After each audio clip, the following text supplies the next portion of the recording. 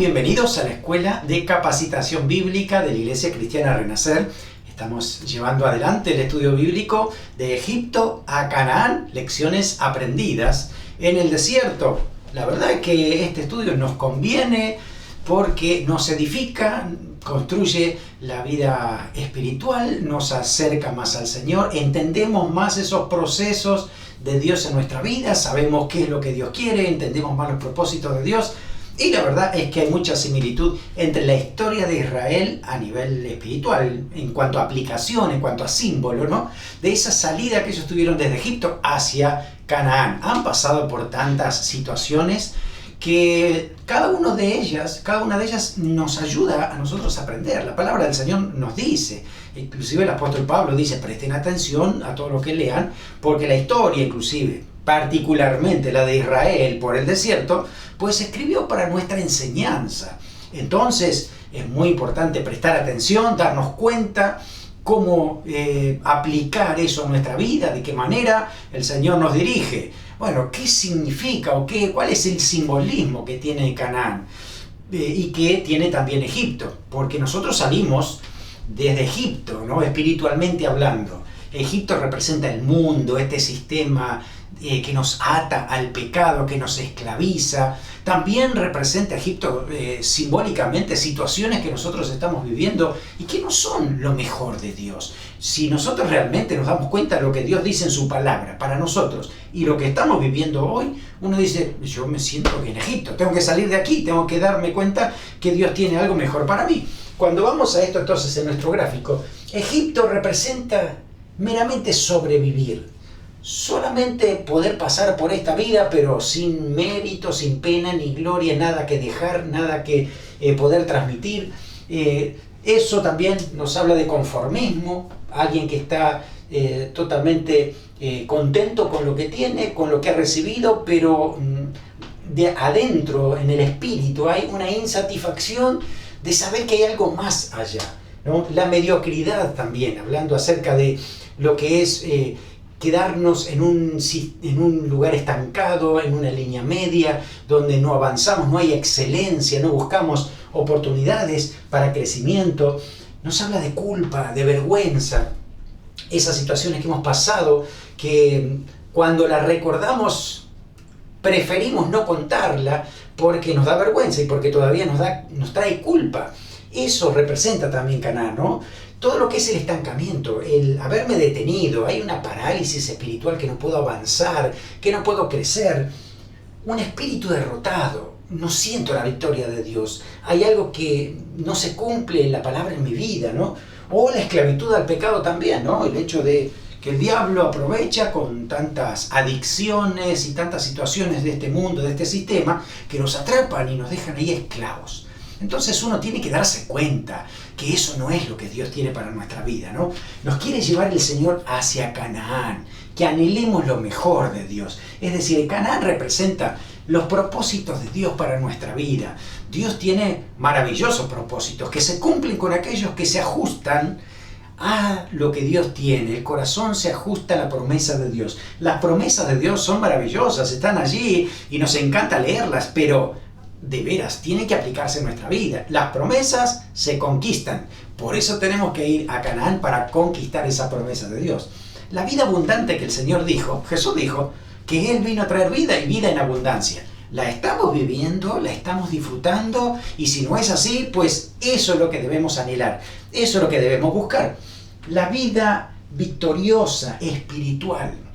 Esas victorias que tienen que ver con nuestra vida, con autoridad espiritual, cuando el diablo trata de engañarnos, tomar autoridad, reprenderlo, sacarlo fuera de nuestra vida. El gozo del Espíritu Santo tiene que ser permanente. No se puede concebir que un cristiano realmente no tenga gozo. Es cierto que vamos a pasar momentos difíciles de tristeza, de incertidumbre, pruebas difíciles, pero el gozo interior tiene que estar ahí. Tenemos que recordar que somos hijos de Dios, dependemos del Padre Celestial, el Señor ha planificado toda una vida por delante, debemos depender del Señor. Y está la recompensa eterna. Es cierto, también el Señor nos recompensa aquí, nos llena de bendiciones, pero la recompensa eterna nadie se la puede perder. Y ahí es donde uno dice, yo quiero conquistar eso que tiene Dios para mi vida. Así que aprendemos mucho en todo esto, en el sentido de que vamos en esa dirección, vamos en ese rumbo. Así que necesitamos recibir sabiduría del Señor, sabiduría para tomar buenas decisiones todos los días. Y aprendemos mucho con esta historia, porque a veces los israelitas hicieron todo lo contrario. Entonces podemos aprender también de los desaciertos, no solamente de las cosas positivas, sino aquellas cosas que se hicieron mal, para decir, no las hagamos nosotros, evitemos eso, no deseemos las cosas malas como ellos lo hicieron, para que nosotros podamos crecer y mejorar. Necesitamos experimentar más a Dios. Acá en Egipto conocían muy poco de Dios. Empezaron a conocerlo cuando Dios se empezó a manifestar con las plagas, y cuando se manifestó diciéndole que tienen que salir, y ellos vieron la mano del Señor. Pero era para que salgan, no para que se queden. No había milagros en Egipto hasta ese momento. Solo era crecimiento y multiplicación por el propósito de Dios que tenía en ese lugar. Pero ese propósito se había cumplido y debían salir desde allí. Así que por eso era muy importante, ¿sí?, experimentar a Dios en cada detalle. Saber lo que Dios estaba planificando y lo que Él anhelaba y quería para ellos. Era poder conocerlo más a Él. Claro que había todo una bendición por delante, pero lo más importante no era la bendición de Dios, sino el Dios que da la bendición, y que tengan una relación estrecha con Él. Bueno, recordemos, tienes ya tu cuaderno de viaje, estás anotando lo que el Señor te está hablando en estas semanas.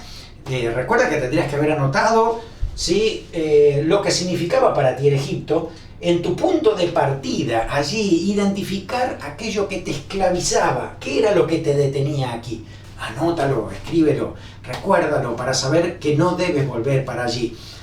¿Qué es lo que anhelas de Dios? De todo eso, o mucho más, ¿no? ¿Qué anhelas tú? Anótatelo en tu libreta, es decir, eso es lo que yo anhelo de parte del Señor. Toma una decisión irrevocable, ya lo hiciste, así que dijiste, este es mi punto de partida, de acá me voy y no vuelvo para atrás.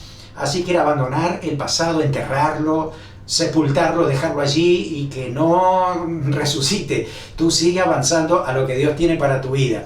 Tendrías que haber pasado alguna prueba de convicción, seguramente, alguna pregunta, algo interno, puede ser exterior también, ¿no?, de alguna presión de los amigos, de la familia, diciéndote qué pasó, por qué ahora quieres hacer las cosas diferentes, alguna situación complicada cuando uno dice, ay no, yo no sé si sigo con esto, me parece que me vuelvo atrás, me prefiero la mediocridad y el conformismo que un desafío que se me viene por delante. Si es así, hermano, te estás perdiendo otra vez en Egipto. Por eso era importante tomar la decisión irrevocable, es decir, no vuelvo más para atrás, avanzo, y la prueba la voy a pasar con gozo porque sé que el Señor está conmigo. Dios va a tener muchos propósitos en el caminar diario. A veces son casi literalmente hablando desiertos, porque nos sentimos como que estamos solos, sentimos que no tenemos todo lo que anhelamos, que a veces lo que nos rodea parece haber desaparecido y solo nos enfocamos en una cosa, en Dios. Así que vale la pena el desierto porque nos enfoca en Dios. El panorama es Dios y yo y lo que Dios puede hacer en mi vida. Así que esos procesos de Dios en el desierto, mientras estamos navegando con Él, caminando con el Señor, nos ayudan a crecer. Tenemos que descubrir esos propósitos de Dios, ¿no? Pero en ese proceso que tiene Dios en el desierto, sin duda que Dios tiene que trabajar en mi vida. Mi corazón debe ser igual que Canaán, que lo que Dios tiene para mí. Así que primero Dios tiene que trabajar en mi corazón para saber si estoy preparado para recibir aquello que Dios tiene para mí. Si no tengo un corazón de conquistador, nunca voy a obtener lo que Dios tiene para mí. Entonces es importante eso, dejarme moldear por el alfarero, por el Señor, donde Él trabaja con sus manos en mi vida, trabaja en nuestro carácter, en todo nuestro ser interior, ahí está trabajando el Señor. Y la verdad es que todos vamos a pasar por esos procesos. Algunos un tiempo mayor, menor, más largo, más profundo, en diferentes lugares, situaciones, pero todos pasamos por esos procesos. ¿Por qué? Porque Dios tiene que transformarnos. Así se produce la santificación en nosotros, se produce la transformación de nuestro espíritu para que cada día nos parezcamos un poquito más al Señor Jesucristo.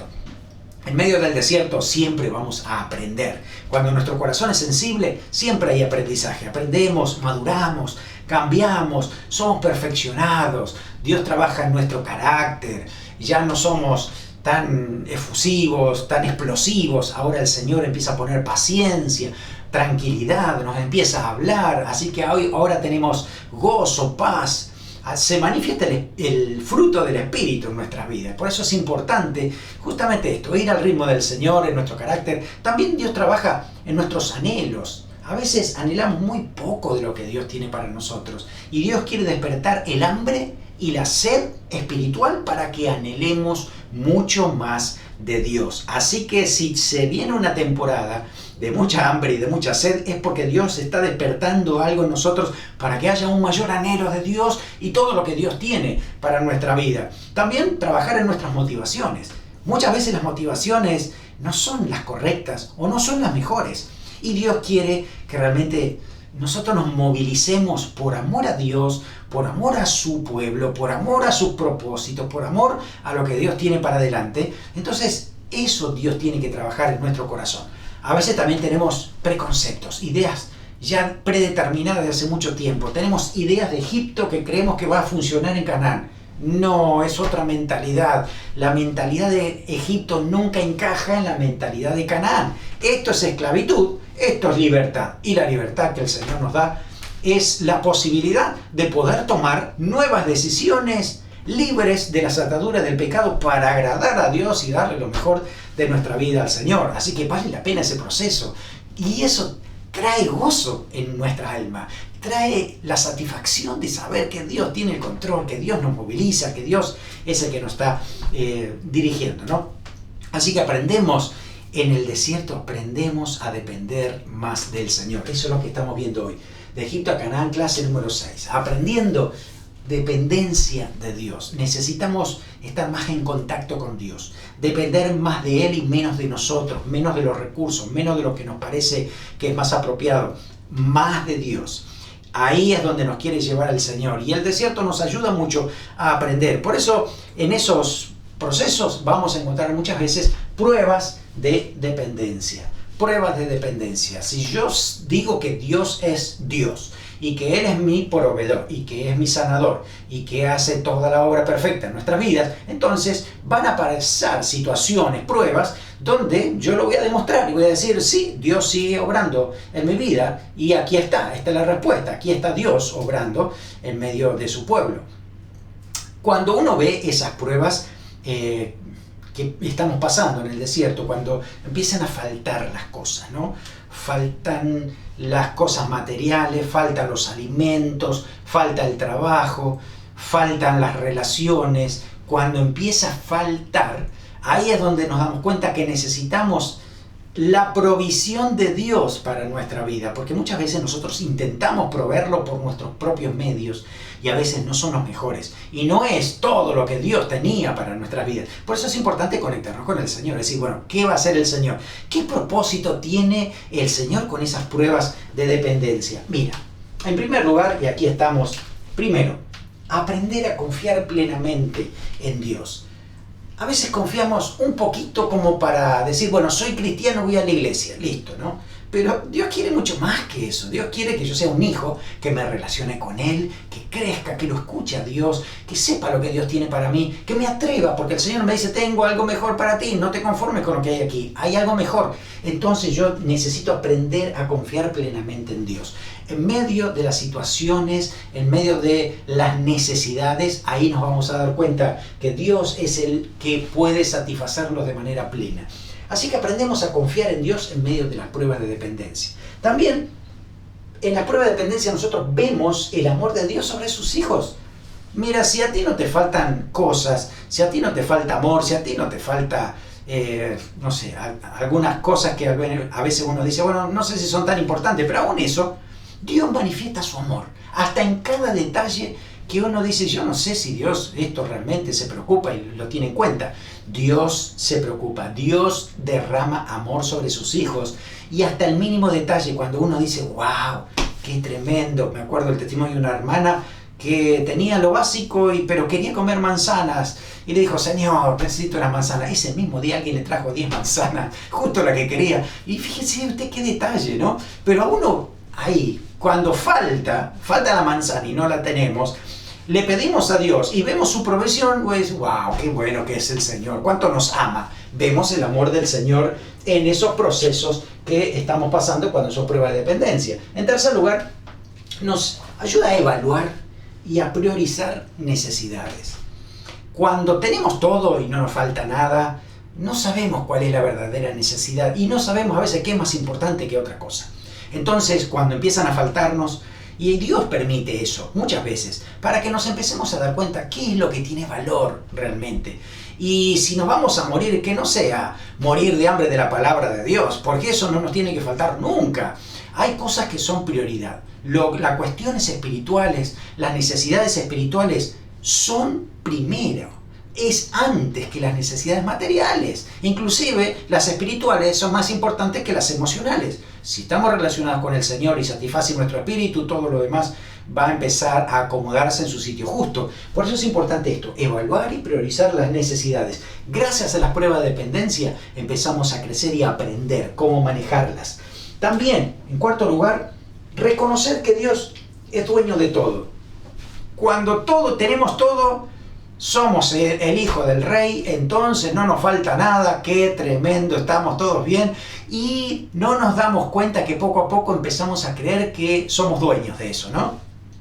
Dueño de nuestro coche, de nuestro auto, carro, dueño de nuestra casa, dueño de nuestro trabajo, dueño de las personas. Y Dios en un momento dice, no, olvídate, tú no eres dueño, yo soy el dueño de todas las cosas, incluyendo de tu esposo, tu esposa y de tus hijos y de todo lo que tienes. Yo soy el dueño, te lo he dado a ti para que lo administres correctamente.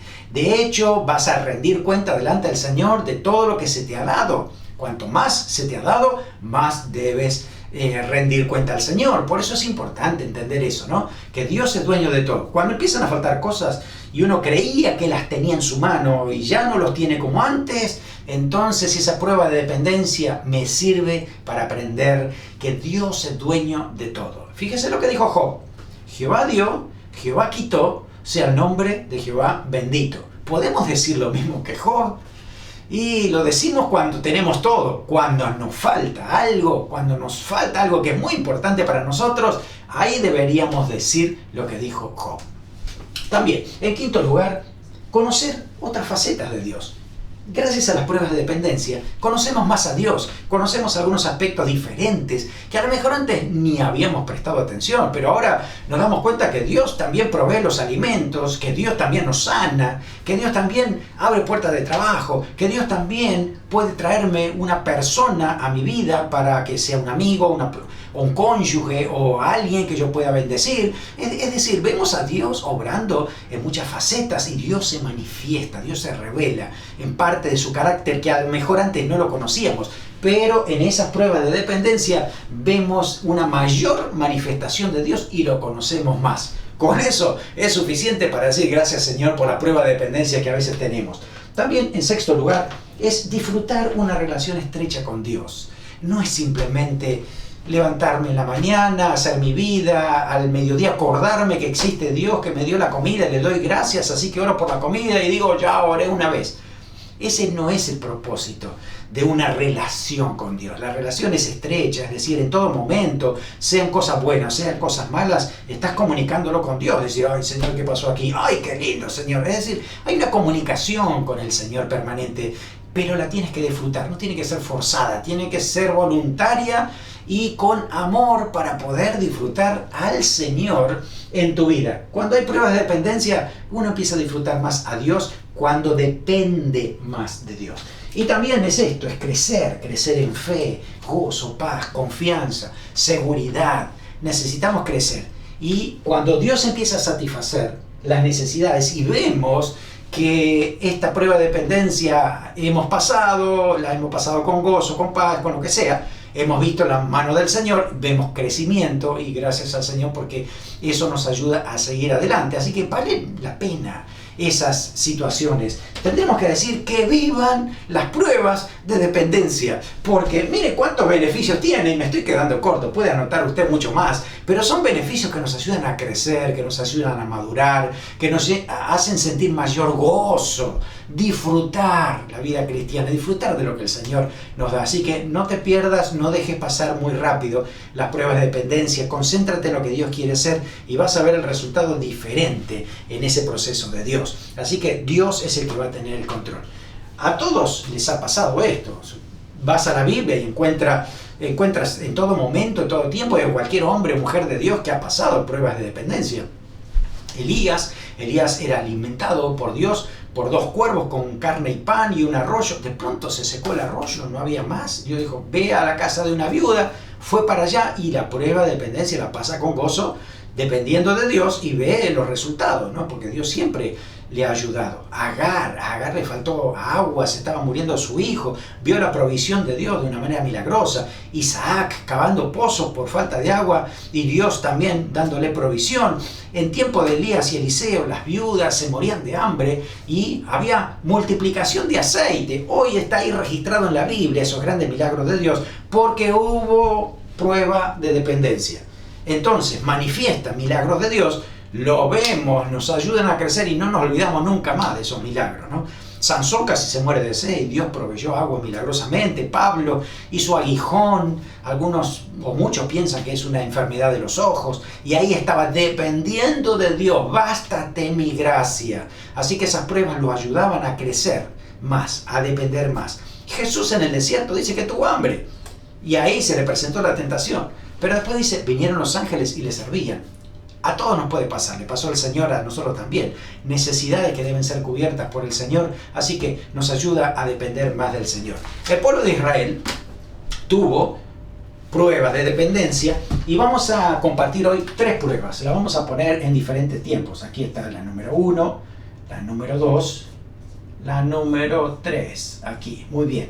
La primera fue la prueba del agua amarga. Vamos a leerlo, ahí está en Éxodo capítulo 15, versículo 22 al 27. Fíjese cómo lo dice. Y dice, e hizo Moisés que partiese Israel del Mar Rojo, salieron al desierto de Shur y anduvieron 3 días por el desierto sin hallar agua. Y llegaron a Mara y no pudieron beber las aguas de Mara porque eran amargas. Por eso le pusieron el nombre de Mara. El pueblo entonces murmuró contra Moisés y dijo, ¿qué hemos de beber? Y Moisés clamó a Jehová, y Jehová le mostró un árbol, lo echó en las aguas, y las aguas se endulzaron, y allí les dio estatutos, ordenanzas, y allí los probó. Dice, y dijo, si oyeres atentamente la voz de Jehová tu Dios, e hicieres lo recto delante de sus ojos, y dieres oído a sus mandamientos, y guardares todos sus estatutos, ninguna enfermedad de las que envía a los egipcios te enviaré a ti, porque yo soy Jehová tu sanador, o Jehová Rafa en hebreo. Y llegaron a Elim, donde había allí 12 fuentes de agua, 70 palmeras, y acamparon allí junto a las aguas. Fíjese, una prueba, Dios lo probó, así que esta prueba venía de parte de Dios. Si usted ve, es una prueba fuerte, porque el agua es indispensable para vivir. Usted puede pasarse varios días de ayuno, pero el agua lo necesita. El agua en un momento, cuando falta, es muy desesperante, ¿no? Y la primera reacción del pueblo no fue, ok, vamos a pedirle al Señor que haga un milagro más. No, fue con queja directamente, ¿no? ¿Qué pasó? ¿Por qué estamos aquí? Vamos a morir en el desierto, no tenemos agua. Y encima van después de 3 días y parece que hay una provisión. Aparece el agua, al fin, gloria a Dios. El agua cuando la van a beber es amarga. Parece que hasta Dios se estuviera riendo de ellos. No es así, Dios los estaba probando a ver qué iban a hacer. Y la queja fue terrible, ¿no? Porque claro, ellos se desilusionaron después de haber caminado 3 días. 3 días, acuérdense que habían salido con prueba de convicción tremenda, ¿no? Porque habían visto al faraón y a su ejército todo sepultado bajo el agua. Es un milagrazo eso. Creo que ese milagro no tiene que durar por años, pero a ellos les duró 3 días. Después de 3 días empezaron a quejarse diciendo, vamos a morir, no hay agua, ¿para qué nos trajo Dios aquí, no? Así que en ese momento Dios habla y le dice que va a haber un milagro. ¿Qué hace? Corta un árbol, simplemente un árbol, lo echan al agua y se endulza. Qué milagro tremendo de Dios, ¿no? No vamos a creer que un árbol siempre endulza un río, no. Esto lo hizo, es un milagro de Dios y le mostró de qué manera Dios puede hacer las cosas. Entonces, a partir de ahí vemos entonces el milagro, la satisfacción de poder haber encontrado esa agua. Y además Dios le da una promesa que es condicional. Porque dice, si oyeres atentamente la voz de Jehová tu Dios e hicieres lo recto delante de sus ojos y dieres oído a sus mandamientos y guardares todos sus estatutos, entonces yo me voy a manifestar a ti, te voy a cuidar, voy a ser tu protector, tu sanador, te daré salud todo el tiempo. Y es tremendo, ¿no? Porque el que confiaba en el Señor, 40 años vivía saludable, a menos que no confiara en Dios. Pero el que confiaba sí. Así que aquí se revela como Jehová Rafa, Jehová tu sanador. Ese Jehová tu sanador es muy significativo para nosotros, porque el Señor, a través de Isaías 53, también nos dice que Jesús es nuestro sanador, porque Él se llevó las enfermedades y dolencias. Pero también, cuando habla de sanador, habla también de la sanidad del alma. Muchas veces nosotros estamos como el agua de Mara, amargados, y necesitamos que Dios intervenga en nuestro corazón. A veces el desierto nos ayuda a eso, a revolver lo que hay dentro de nuestro corazón por si hay amargura y sacar esa amargura fuera. A veces es perdonar a las personas que nos hicieron amargos. Muchas veces es orar por aquellos que inclusive nos han hecho cosas malas y dejarlos en manos del Señor. No clamar por venganza, sino decirle a Dios, Padre, es tu justicia, lo entrego en tus manos, yo descanso en ti. Y esa amargura empieza a irse y Dios cambia la amargura por dulzura espiritual, ¿no? Uno se siente feliz con el Señor, libre de esa situación y Dios sigue trabajando en nosotros. Así que tal vez esta prueba, ¿no? Que aparentemente era una prueba de dependencia por algo básico, un alimento, en este caso sería agua, algo para sustentar su vida. También hay un aspecto espiritual, también tiene que ver con el corazón, que el corazón esté sano, que esté libre de amargura y resentimiento y que realmente podamos ser bondadosos, perdonadores, como dice la palabra de Dios en Efesios 4, los últimos versículos, que están bonitos ese pasaje, ¿no? Así que de aquí el Señor los lleva a un lugar que se llamaba Elim, donde había 70 palmeras, dice, había pozos de agua, así que ahí Israel encontró un oasis en ese desierto, empezó a disfrutar ese tiempo, así que era una prueba, prueba de agua, faltó el agua, el pueblo no la pasó bien, la verdad es que respondió mal, pero aún así vemos a Dios bendiciendo, proveyendo, diciéndole a Moisés qué tenía que hacer, así que avanzando. Bueno, prueba 2, alimentos. Alimentos, la prueba 2. Venía también, muy bien, ahí si usted sigue el pasaje, capítulo 16, va a encontrar esta necesidad de alimentos. Dice así, versículos 1 al 3 del capítulo 16. Partió luego de Elim toda la congregación de los hijos de Israel y vino al desierto de Sin, que está entre Elim y Sinaí, a los 15 días del mes segundo, así que había varios días que se habían quedado allí, ¿no? Que salieron de la tierra de Egipto. Y toda la congregación de los hijos de Israel murmuró contra Moisés y Aarón en el desierto. Y les decían los hijos de Israel, ojalá hubiésemos muerto por mano de Jehová en la tierra de Egipto, cuando nos sentamos a las ollas de carne, cuando comíamos pan hasta saciarnos, porque nos habéis sacado este desierto para matar de hambre a toda esta multitud. ¡Ay, qué difícil poder sobrellevar esto!, ¿no? Es muy fuerte para Dios, ¿no? Escuchando esta queja de su pueblo, cuando Dios los había sacado, ahora eran libres. Resulta que ellos estaban prefiriendo volverse a Egipto con todo esto que estaba aquí, pero por lo menos había cebolla. Miren, ¿usted no le parece terrible cuando tenían libertad y Dios estaban a la expectativa de todo lo que Dios iba a hacer, porque si Dios hizo un milagro tremendo lo iba a hacer, pero ellos preferían volverse acá, comerse un par de cebollas para estar otra vez esclavos totalmente? Qué difícil poder sobrellevar eso, ¿no? Había añoranza, había nostalgia de la vieja vida. Ay, me acuerdo, ¿no? Y a veces el diablo es muy astuto, ¿no? Y esa añoranza a veces la mete no sé, por ejemplo, a través de internet, a través de las redes sociales. ¡Ay, apareció una persona de hace muchos años que había cierta relación y ahora me está diciendo, y resulta que ahora somos casados! ¿Qué pasa? ¿Cómo es esto? Tentaciones que aparecen por allí, y ahí es donde uno tiene que darse cuenta dónde viene la tentación. Decirle que no al diablo, esa añoranza de la vieja vida nos puede jugar una muy mala pasada para volver para atrás. Así que aquí lo vemos, otra vez en el pueblo de Israel, murmuración, queja, incredulidad, recordando las viejas cosas de Egipto. Pero Dios, increíble, Dios en su misericordia, en su amor, lo que hace es traerles provisión. Lo que hace es enviarles codornices, y dice que cada uno juntó tantos montones que tenía, no para uno, ni para dos, ni para tres, sino hasta para un mes entero para poder comer, ¿no?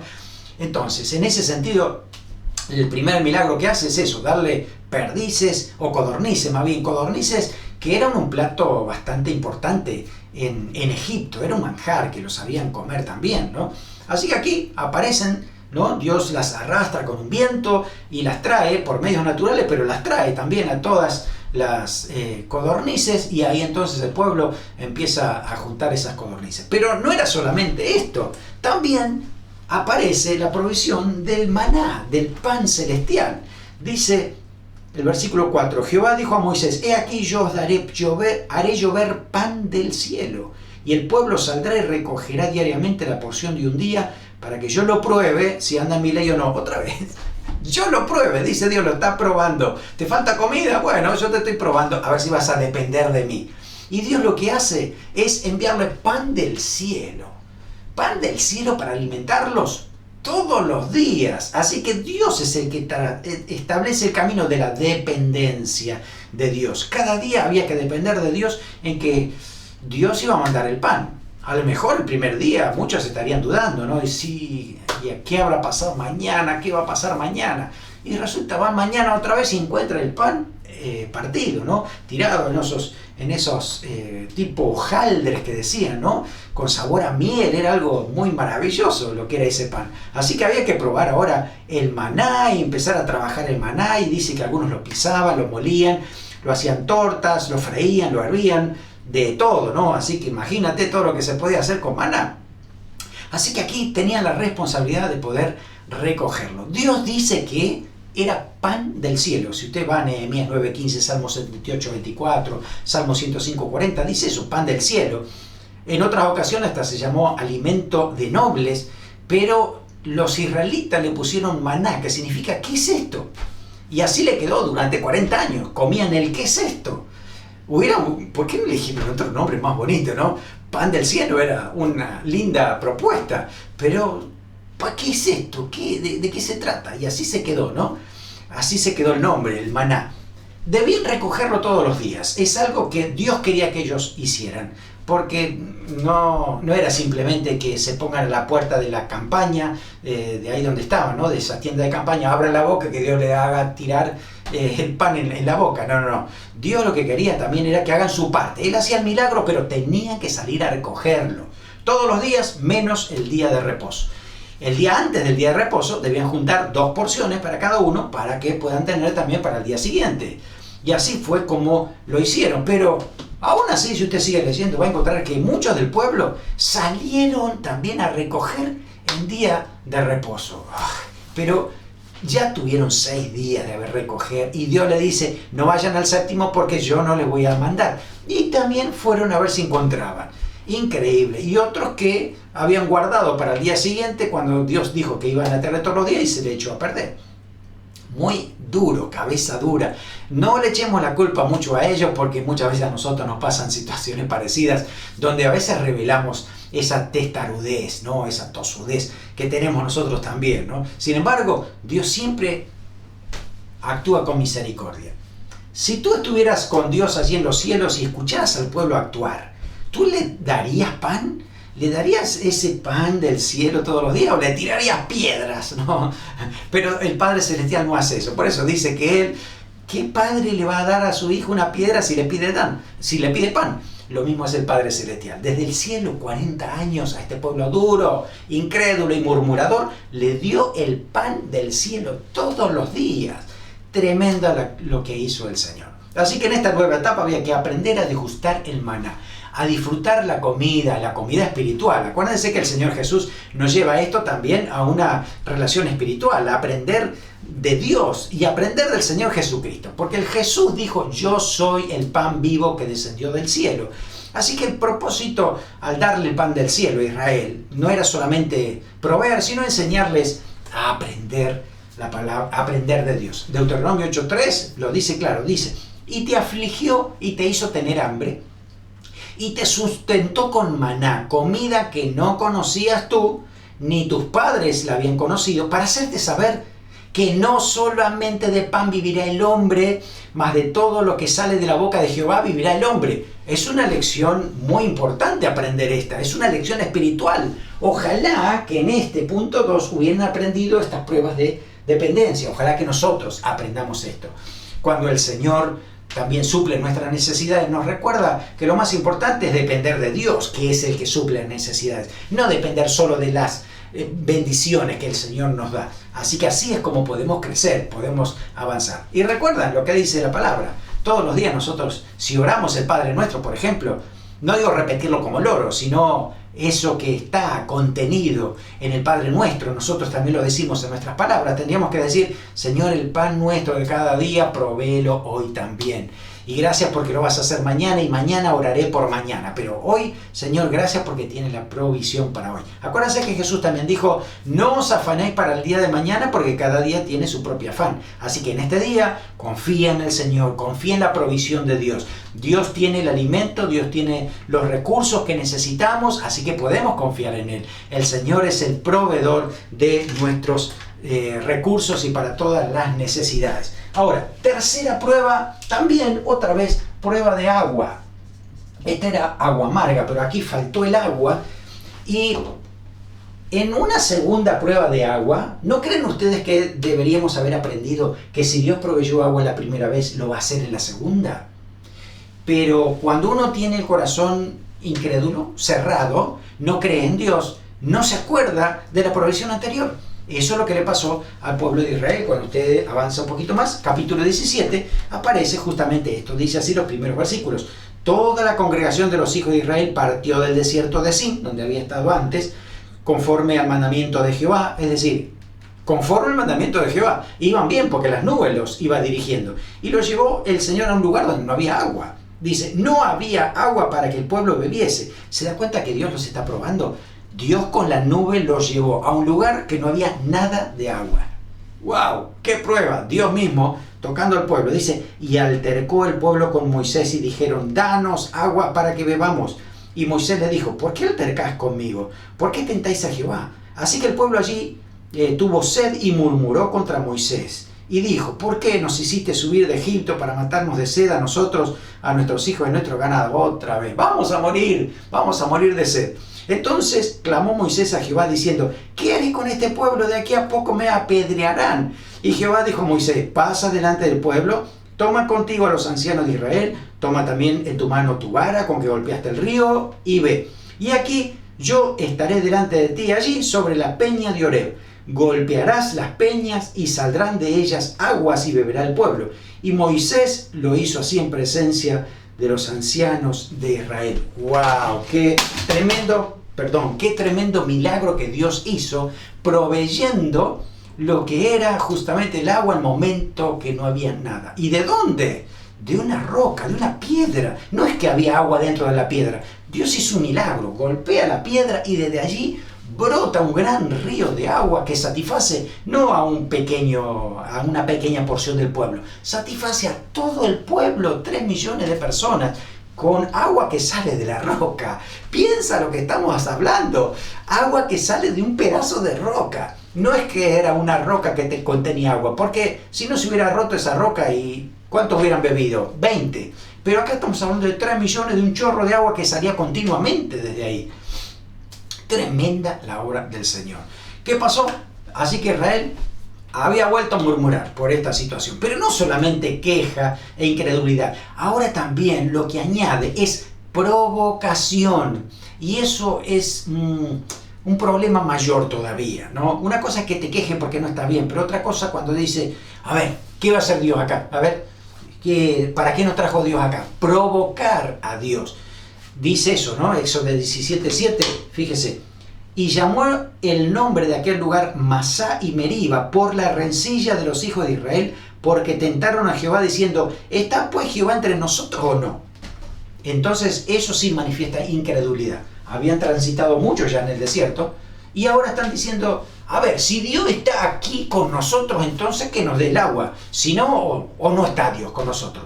Esa frase es muy negativa, esa frase es provocadora, ¿no? Y muchas veces sin querer, a veces nosotros lo hacemos. Y realmente debemos tener cuidado porque Dios no actúa con la provocación. A veces la provocación está disfrazada de autoridad. Y está mal, no es autoridad, es provocación. Cuando uno dice, sí, ahora yo le ordeno a Dios que haga tal cosa, que cuidado, porque no vayas a provocar a Dios en el sentido de que, bueno, si Dios es Dios, que lo haga, y si no, entonces Dios no existe. Esas provocaciones manifiestan un corazón duro, un corazón arrogante, donde Dios no trabaja allí. A veces Dios ni siquiera responde, ¿no? Recuerdo historias, ¿no? Donde había una persona borracha totalmente en medio de la calle diciendo, si Dios es Dios, que me mate. ¿Y ustedes creen que Dios va a tomar tiempo para matarlo en ese momento, cuando a lo mejor le está dando oportunidades de arrepentimiento? No podemos provocar a Dios. Ese es el problema de Israel. Provocaba a Dios continuamente porque estaban manifestando un corazón endurecido. Dios le enseña a través de esa situación, ¿no? Dios le decía, yo estaré delante de ti sobre la peña de Horeb. Así que Dios lo dijo. Le acaba de decir Dios al pueblo, yo voy a estar en la peña de Horeb y allí voy a darles agua. Y aún así murmuraron, se quejaron y dijeron si Dios estaba aquí o no. ¿No es cierto? Entonces esa actitud fue un gran pecado en ese tiempo de debilidad. Realmente lo que tendría que haber hecho era confiar en el Señor, ¿no? Y aún así Dios en su presencia maravillosa les otorga lo que necesitan, les da ese cuidado, les da el agua que necesitan. Así que después de golpear esa peña aparece el agua milagrosa de Dios. Fíjese que también en sentido espiritual aplica a nuestras vidas para ver lo que Dios hace a través de Jesús en nuestra vida. Dice 1 Corintios 10:4, Pablo escribe en relación a esto mismo, dice, todos bebieron la misma bebida espiritual porque bebían de la roca espiritual que los seguía, y la roca era Cristo. Pablo dice que esa roca, esa peña de Horeb, y ahí donde brotaron las aguas y bebieron, realmente aplica en el sentido espiritual, que dependían de Dios, dependían de la gracia de Dios y de Cristo. Fíjense, hasta en esa época todavía Cristo no se había hecho hombre, pero dice que tenían que ver el símbolo, ¿no? De que Jesús es el agua de vida permanentemente. Jesús es el pan de vida. Así que fíjese, Jesús es el agua de vida, Jesús es el pan de vida. Así que el Señor es el que satisface nuestra sed interior, es el que nos llena el alma, ¿no? Que si estamos hambrientos por su palabra, el Señor nos da la palabra, lo que necesitamos. Así que necesitamos depender de Él. Vamos a ver su gloria, su poder manifestándose cuando nosotros empezamos a darnos cuenta que necesitamos más del Señor. Así que el resultado de las pruebas para Israel fue negativo. Ellos manifestaron un corazón duro, incrédulo, negativo, pesimista, murmurador, provocador. Y eso no debe estar en nuestro corazón en momentos de necesidad. Pero siempre el Señor se manifestó todo lo contrario. Paciente, bondadoso, proveedor, haciendo milagros extraordinarios. El Señor es maravilloso. Su misericordia es incomprensible. Y así lo sigue haciendo con nuestras vidas, ¿no es cierto? Esa misericordia de Dios permanente en nosotros. Dios les vuelve a recordar sus promesas y lo mismo lo hace con nosotros y se manifiesta como el proveedor, como el sanador, como el sustentador, el que satisface el alma. Así que tenemos que haber mucho que aprender en las pruebas de dependencia en nuestra vida. Todos vamos a pasar pruebas de dependencia sin excepción, pero podemos depender de Él, seguir tomado de su mano y saber que Dios nos va a proveer lo que necesitamos. Muchas veces van a faltar esos recursos básicos que no tenemos para lo que necesitamos, para nosotros, para nuestra familia. Entonces la pregunta es cómo reaccionamos frente a esas situaciones, ¿no? Bueno, Dios muchas veces nos va a ayudar y nos va a mostrar el camino, pero hay una coparticipación. Dios hará milagros mientras nosotros sigamos siendo responsables en la parte que nos toca. Buscando trabajo, trabajando, haciendo las cosas correctamente, buscando a Dios, dándole gracias a Dios, dándole al Señor parte de nuestra vida, siendo generosos con otros para también nosotros ser un canal, ¿no? Siempre Dios va a proveer para las necesidades de sus hijos. Dios ya lo dijo en su palabra. Así que tenemos que creer y confiar. Dios tiene la respuesta para cada necesidad. Recordemos de evaluar las necesidades. Muchas de ellas son necesidades creadas por la cultura. Y a veces estamos pidiendo por alguna necesidad que ni siquiera nos hacen bien. Así que debemos evaluarlas y darnos cuenta que Dios nos va a ayudar para saber cuáles son las verdaderas necesidades y cómo Dios las va a suplir. Cada prueba va a manifestar algún aspecto de Dios. Y eso es lindo porque aprendemos más del Señor, lo conocemos más. Dios se revela, conocemos alguna faceta nueva del Señor. Así, ¿no? Tal vez sea provisión, tal vez sanidad, tal vez abriendo puertas y tantas otras cosas que podemos aprender de Él. Así que bueno, el Señor siempre va a confirmar su palabra, su promesa, y el deseo del Señor es que nosotros le obedezcamos y sigamos siempre confiando en el Señor. Recuerda esta palabra en Juan 6:35. Jesús dijo: yo soy el pan de vida. El que a mí viene nunca tendrá hambre, y el que en mí cree no tendrá sed jamás. Necesitamos depender del Señor Jesucristo para que sea nuestro interior, sea nuestro cuerpo, sea nuestro entorno, siempre veamos suplidas las necesidades por el Señor, por Dios, porque Él dice que va a suplir todo lo que nos falta. Oramos. Señor, gracias. Gracias por este estudio, gracias porque podemos aplicar lo que estamos aprendiendo en nuestra vida. Gracias, Señor, porque tú eres nuestro Padre bueno, proveedor, sanador, el que nos acompaña, que nos dirige, que nos guía. Confiamos en ti, dependemos de ti. Señor, si hay personas que tienen necesidades en esta hora, oro para que tú, Señor, proveas y que ellos puedan verte a ti obrar, ver a ti, Señor, con tus recursos maravillosos, tus milagros, para honrarte, para darte gracias, Señor, para bendecirte en todo momento, Señor, sabiendo quién eres, qué grande que eres, todopoderoso, supliendo las necesidades de tu pueblo. En el nombre de Jesús. Amén.